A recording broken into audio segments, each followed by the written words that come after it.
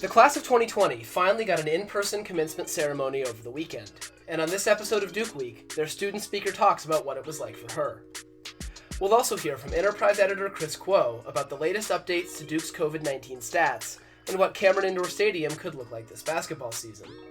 But first, Features Managing Editor Alison Korn breaks down a story that she, Anna Zolotar, and Katie Tan wrote about problems the Mitchell White House, a cultural living and learning community designed to provide a safe residential space for Black students, has had with university administration.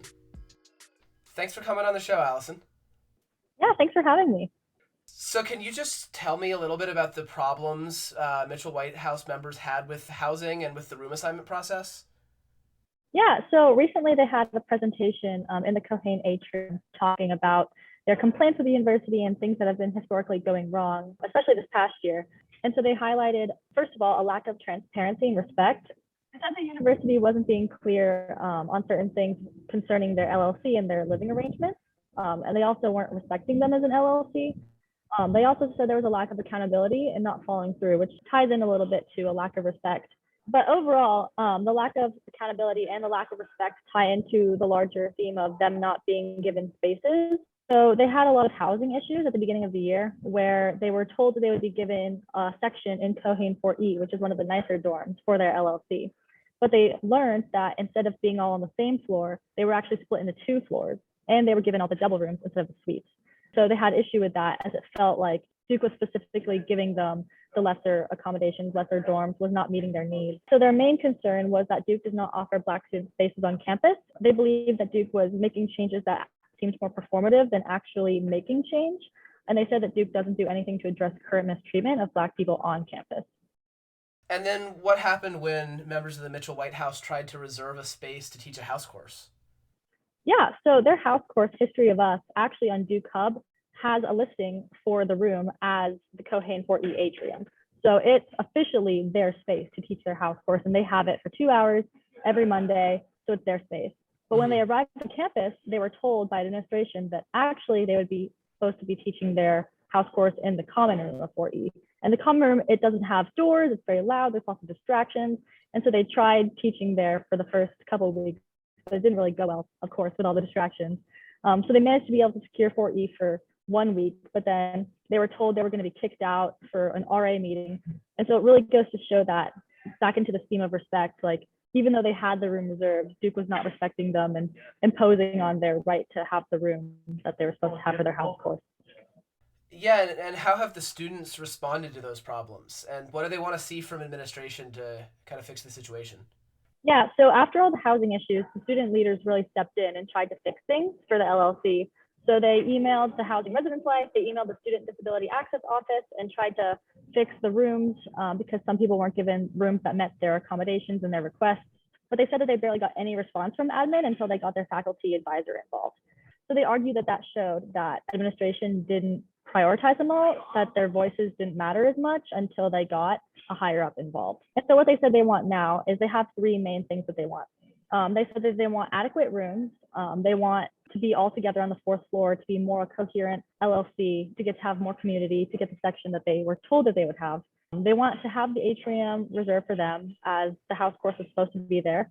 And so they want to have that space guaranteed for them as it should be. And then they also want better communication with admin. After all the issues with trying to get in contact with admin and admin not reaching out back to them, they want a direct line to the dean, and they want more transparency and more clarity regarding the policies that govern their LLC and the ways that they can function as an LLC.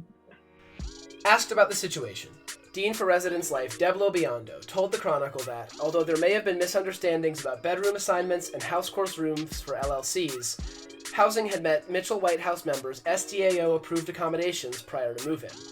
She also wrote in an email that HRL would, quote, refine and clarify its LLC policies going forward, and that she hopes to, quote, continue to have restorative conversations to heal all misunderstandings that transpired since spring of 2020. Where there is grief, there is deep love, student speaker Sabrina Maciariello said at the class of 2020's belated commencement ceremony. After addressing her classmates on Sunday, she's here on Duke Week to talk about her weekend, her speech, and her advice for current students. Thanks so much for talking to me the day after your commencement, Sabrina. Of course, I'm happy to connect with you and also just talk a little bit more about how awesome that experience was. To start off, can you just tell me a little bit about what it was like, being on campus for the delayed commencement ceremony? Was it nice seeing old friends? Was it weird at all? It was definitely weird, and I was actually talking to a good friend of mine last night about that. We had like one of those classic 3 a.m. conversations. It was beautiful to be back, but it felt weird because normally commencement is a time of transition, and it's like, okay, we've had these connections and this comfort level being on campus around each other, and so that night is kind of about us sending each other off into the next chapter, and it felt more like people were coming back and spending time getting reacclimated and the excitement of coming back and having that reintroduction, but it felt a little bit like there was so much to do and it was more a little bit rushed and not as unified as maybe it might have been in May, but nonetheless, it was still really nice to be surrounded by people that honestly I thought I'd never see again. And it was very heartwarming and it was very hopeful and endearing.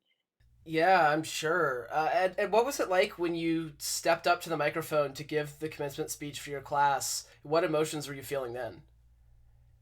Yeah, well, honestly, so I didn't get nervous until we were like the platform party was lining up to process in. I love public speaking and I love performing, and so I think I was just trying to reframe it as, oh, it's all right. This is nothing new. It's okay. It'll be fun. But then I remembered, normally when I perform, I'm not speaking my own words. I'm speaking somebody else's, and I was like, oh man. So I was definitely nervous. I wanted to resonate with people and I wanted to impact people. And when you're up there, a lot of that's out of your control. And so I was just hoping that what I was saying was going to impact people the way I intended it, or at least in a positive and, longstanding way. But it felt really good to be up there and with everybody in that way. You talk in your speech a lot about experiences of grief. First, having your time in college cut short, and then tragically losing your younger brother in March. What made you decide to make the grieving process such a central theme of your speech? Yeah, that's a good question.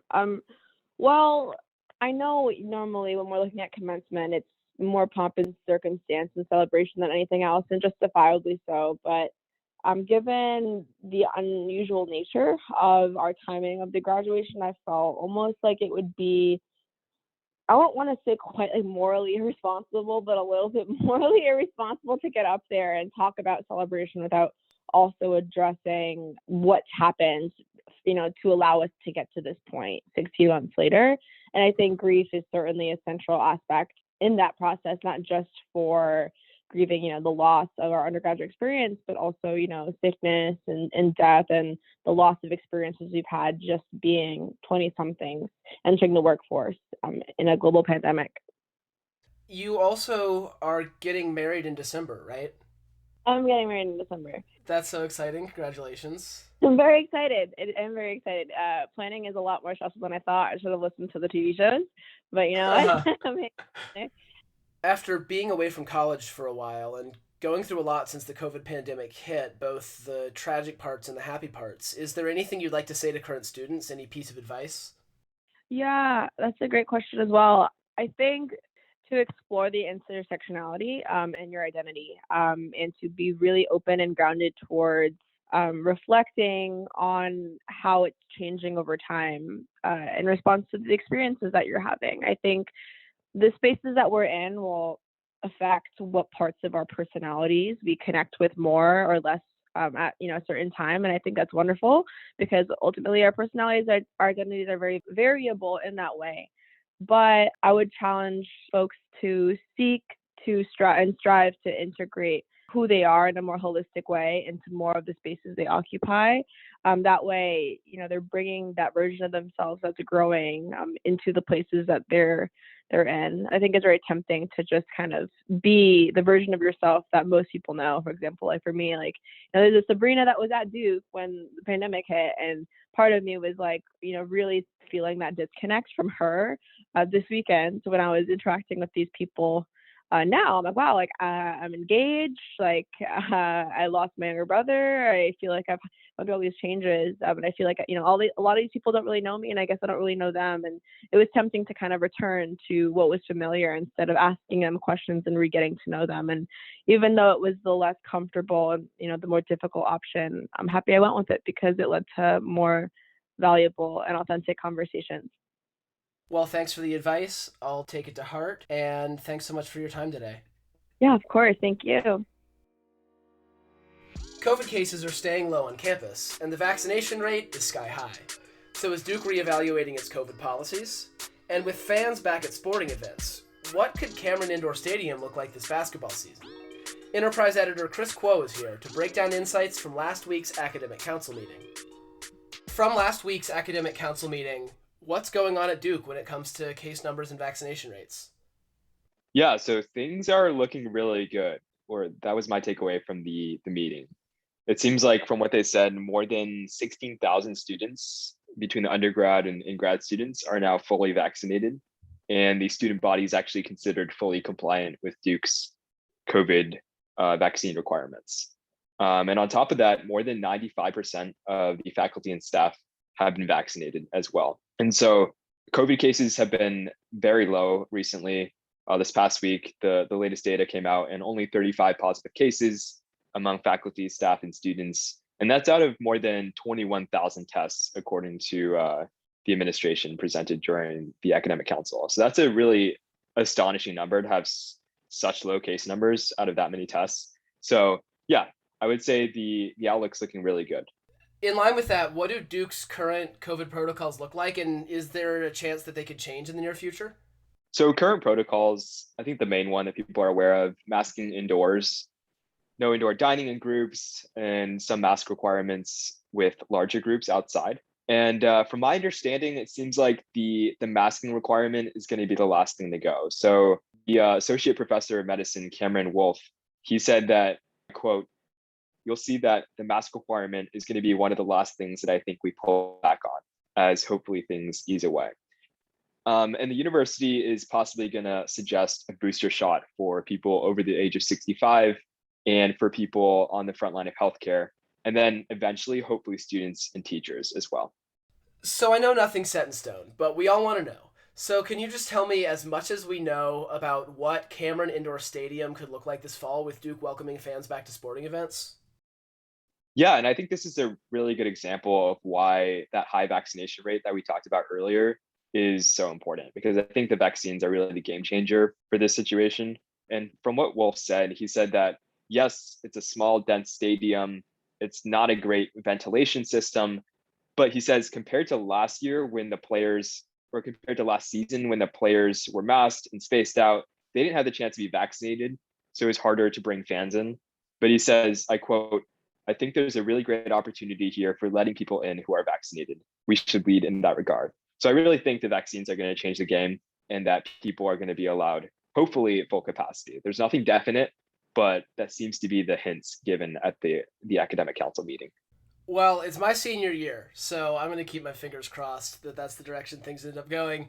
In the meantime, thanks so much for your time tonight, and have a good one. Thank you so much, Matthew.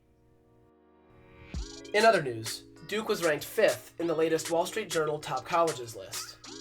The university hosted a dedication ceremony for the Reuben Cook Building, renamed last year for one of the first 5 black undergraduates to attend Duke. The women's soccer team suffered its first loss of the season to Virginia and tied Virginia Tech, and the football team overcame a shaky start on its way to a commanding 52-33 win over Kansas. That's all for this episode of Duke Week. If you like what we're doing, subscribe, tell your friends, and help us get out the word that the Chronicle has a weekly news podcast. Our music is Goji Berry Beat by Nana Qualbina. Thanks for listening. We'll talk again next week.